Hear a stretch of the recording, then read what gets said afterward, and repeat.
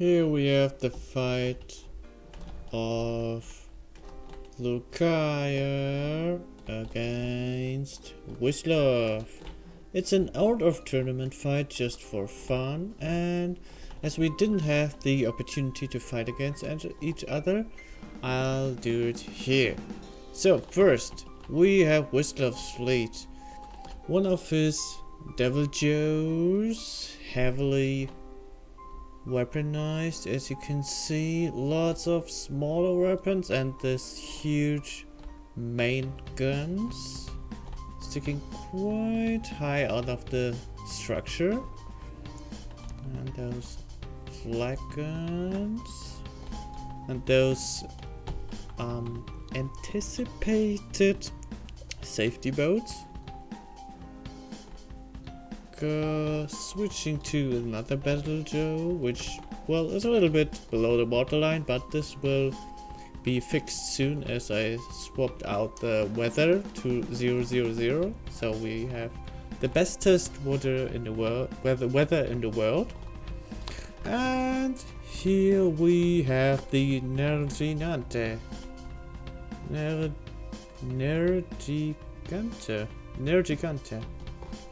Or Nergigante, I just say. Quite as weaponized as the Devil Jews, but Darcownova told that this one is stronger than the other two. Let's see what we have here. One back cannon, two front, and also two fronts.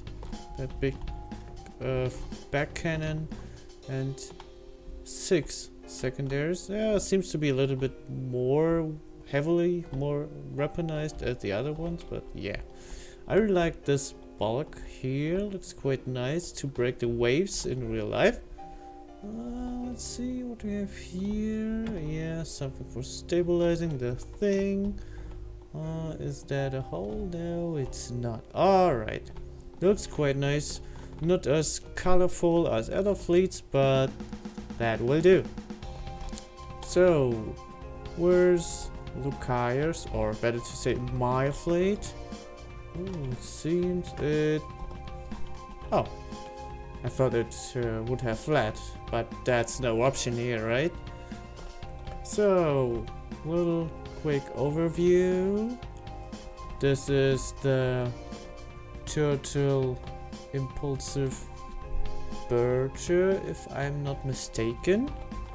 It's a weapon with those, well, more for decoration outer cannons. This flagship, the rockets on the side, on each four of them, and it's heavily armed with torpedoes in detail. Then we have the Tiny Joe, which probably will do some betrayal or die horribly in the first minute with its poop engine and some BMP torpedoes. And there we have the Sunny Cimmeria with a nice strong laser cannon.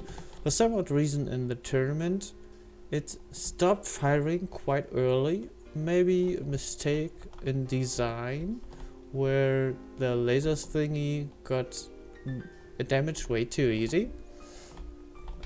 So no weapons are below. Also the flag sif here, and a few decorations, lamps, the logo of the faction, bright wing forces, and the rockets. And last but not least, the turtle buckles with a nice front APS, a lot of decoy rockets, those 2000 2k crans should be, yeah, 4 of them, on 2 of them on both sides, the flagship and the rockets. Yeah, that's it, and let's start the fight, shall we?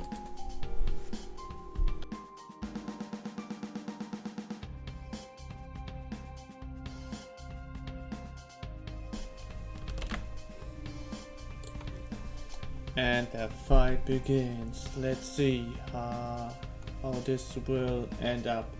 Both fleets are firing all of their brunt into the enemy's direction.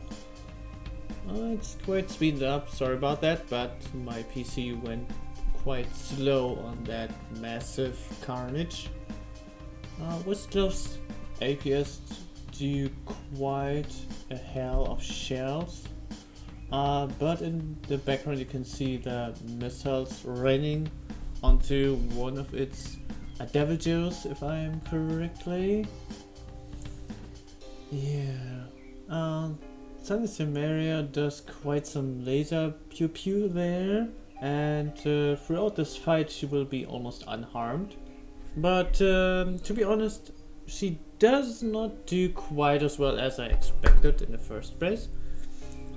Yeah, those rockets will do quite some damage, and unfortunately that Wistlov doesn't have any protection against them. They will be quite a threat.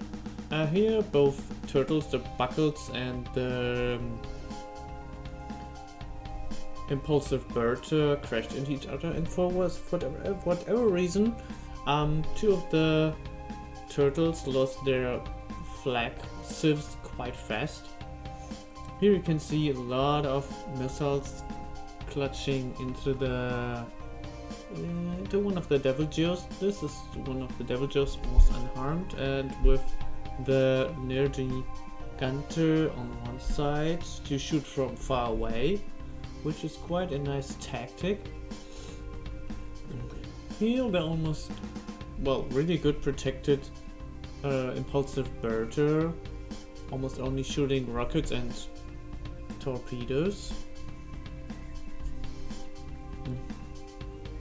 Yeah, one of the Devil Joes are quite damaged already, although it keeps firing all it can. And one weak point of my fleet is that it's almost only focusing on one enemy, which can be a weakness, but well, almost focusing on one enemy is one good opportunity to take them out fast, but might be a problem when you pick out the wrong one. However, as you can see, my turtles do quite well, as Wistlov's fleet also. Yeah. What I've seen is that Turtle Buckles here in the screen has a problem leaning to its back. So here one of the Devil Joes despawning. I paused the match so that it's not in the way, and also I'm still attracting fire to its own. Yeah, now we have this boat. Should be another Devil Joe if I am not mistaken. And there the Nerdy Gunter. Almost undamaged, or at 100% maybe? Yeah, quite good till the end of the fight.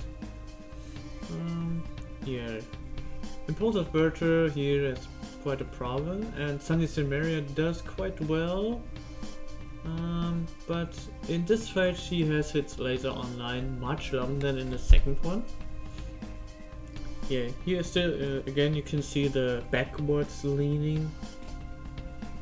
And yeah, Devil Joe doing quite a lot, but I have a feeling that its detection system is a little bit odd. Maybe it got taken out quite fast.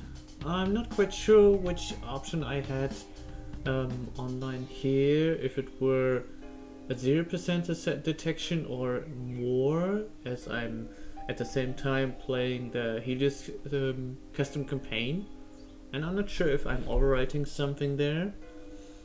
So, but either way, both of us have the same conditions in terms of detection. So if both of us thought about it, we are fine. Yeah, we are quite advanced in the fight, about 5 minutes. In the let's see how much resources did we use so far. Alright. Wistlov's fleet still have 7,000 and mine has 0.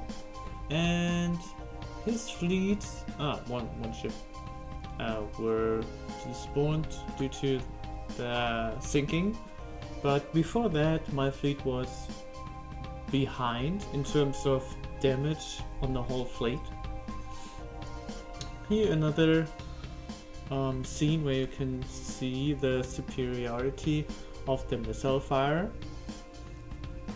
As you can see, all 3 big turtle ships has those 8 missiles which are constantly fired, and Impulsive Bertha has its torpedoes. As Wistlov's fleet is mainly focused on APS, which isn't that bad, but might be a little bit of disadvantage. And I guess he uses much longer shells than I do. Also, he has massive shells doing a lot of hash damage, which deals quite a lot even against those tanky turtles. And that's what I don't like that much, to be honest. But, well. Impulsive Bertha dealing quite good with the incoming fire. I wish I could have made that the turtle buckets had a greater opportunity to use its crams, because they do a lot of damage when they hit, and they usually hit quite accurate, not missing that often, but they have gotten taken out quite fast, which I also noticed when fighting Matey's fleet. However, the first fight should be over soon, unfortunately for Wistlov with his loss, but as you can see, he dealt quite a lot of damage, and his fleet is, for whatever reason, that one sunk. I guess it's the Nergigante, and I don't know why. It still has fuel, and sad, still firing, but yeah, there it's gone. And yeah, the last ship remaining, the second Devil Joe, will sink soon and die. But of what I can say is Wistlov's fleet is quite good at disabling my fleet in the second run especially. So like taking out the crams, the APSs, the rockets not that much because they are quite far back, so not that high chance to get hit. Another problem with my fleet is that there will be a scene where an enemy ship is in almost point blank range and my turtle doesn't aim at it, what is quite a shame. However, there you can see it's sinking, and that is done for the fight. Come on, we are waiting for the next fight to be started. And it's gone. Yeah, here, just swapping to the next fight, setting it up. For some reason you can't just reset the options. Here swapping out the fleets so that we have the fleets on both sides, not just on one. But I guess that it's actually no difference at all. But either way, I did it.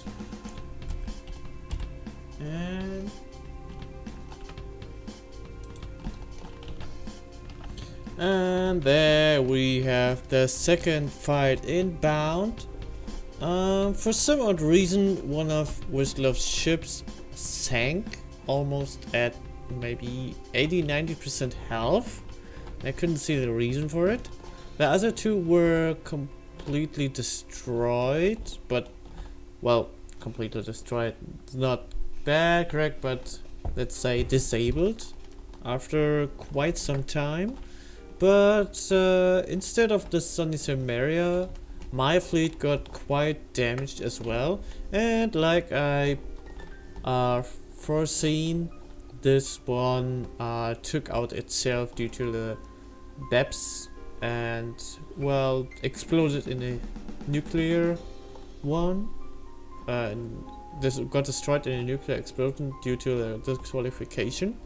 However, let's see how the second round goes. So, ready, steady, go! Ah, there it goes again. My tiny Joe pooping into the depths. The rockets from the turtles go through the Wistlov Grand Fleet? What was its name? The Grand Fleet. And with a heavy return of APS fire, now towards Sunny Samaria at the first run. But after that, the impulsive birder got quite into the line of fire. And there you have seen the nuclear explosion of Tiny Joe, disqualifying itself. And those turtles get much too close to each other. I'm not sure how I could prevented that. And there's an anti-clarify. The cram turtle, the buckles, has an ACV constantly driving forwards, which makes it quite difficult to reverse even if it were enabled. However, there you see a lot of cram shells hitting the, I guess, Devil Joe in the far back and ignoring the Nergigante in the front. I don't know why, it's a little bit frustrating, but and there we got a huge freeze where I had quite some time to do some homework, vacuum cleaning, hanging on clothes and cleaning windows, of course, smoking if I would smoke, but I discussed it a lot. And oh, there it goes again. Don't be mistaken, the Nergigante didn't get disqualified. It was a different ship which got heavily damaged before, one of the Devil Joes, like in the previous match. And here we will see that the Sunny Samaria is shooting the other Devil Joe instead of the point blank range Nergigante. And I can't understand why. The reason probably is that I forgot to care about the target prioritization, which is quite a shame. My fleet probably could have done better. Either way, now they're focusing on the second Devil Joe, which gets quite harassed by those ugly missiles and some APS shells, which aren't that strong in terms, well, compared to the APS. The Nergigante quite focusing on the Sunny Samaria, dealing quite a lot of damage, and that will end up disabling the rockets in the back, as the flag is already disabled, as you can see. The turtle buckets won't be able to use its cram cannons that much in the long run.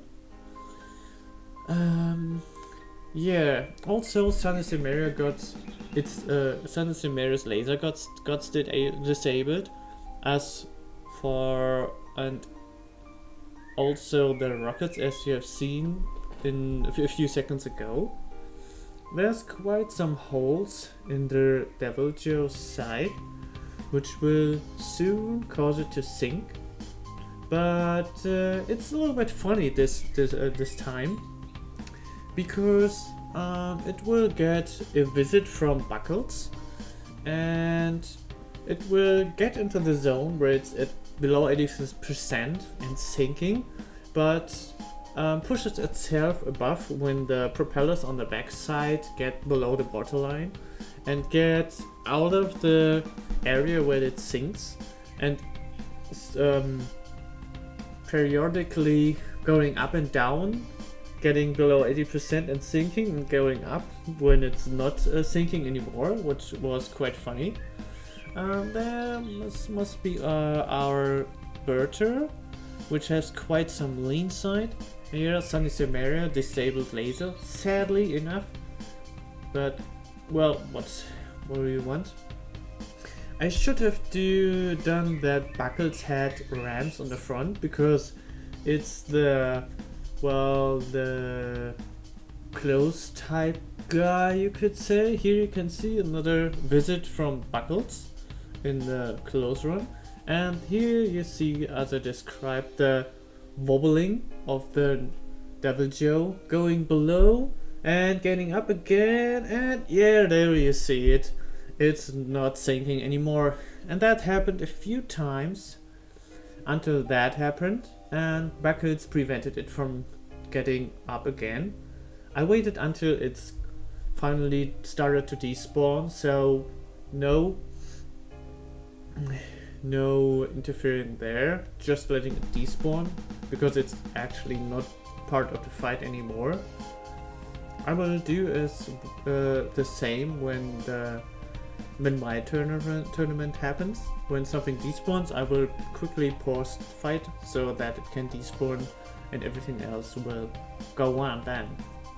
There are a lot of shields popping up from Wistlov fleet, quite nicely placed, although they probably was all at strength 1 only. Probably could have done much better. Don't know if he had fixed that before I started that fight, because he had quite some fuel and ammunition issues. And now you see what I mentioned before.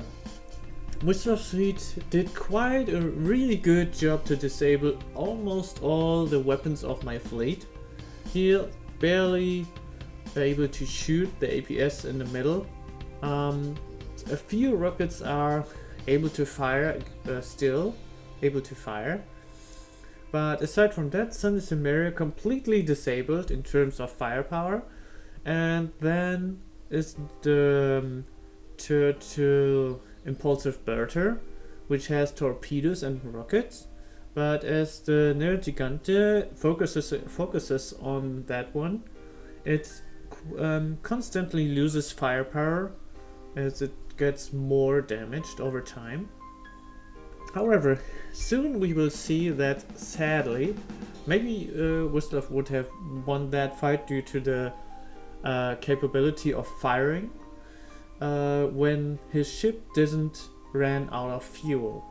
However, we've seen that, I would say, my fleet was a little bit superior to his, but due to the terms of luck, he might be able to win a fight, but I guess the here you can see, sadly, going down due to the lack of fuel. However, the summary. Wistlov fleet is quite good made. 3 relatively big ships with quite some firepower.